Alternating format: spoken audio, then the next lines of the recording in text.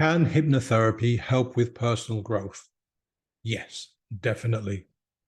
And again, as an ACH practitioner, you are perfectly placed to help people who are looking to grow and develop themselves, either physically or mentally.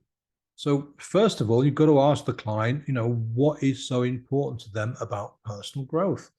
What do they mean by personal growth? How do they know the difference between someone who has grown and someone who hasn't grown?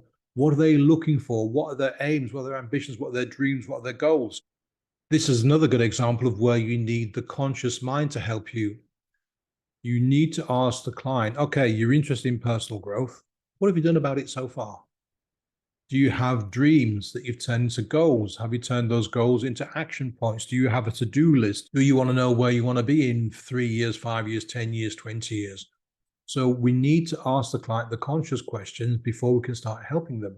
But what you can do is if the client really wants personal growth and understands it the same way that you do, which is why you need to understand that you're both on the same level, you could perhaps help the client to study more or learn more or get more out of reading.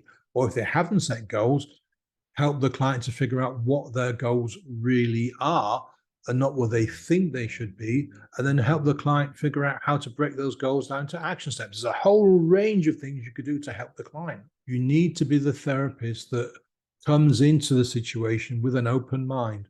You have to understand what the client means by personal growth, by personal development.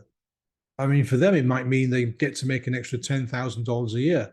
It might mean they get a promotion. It might mean they can read, to them, that reading 1,000 books a year is personal growth.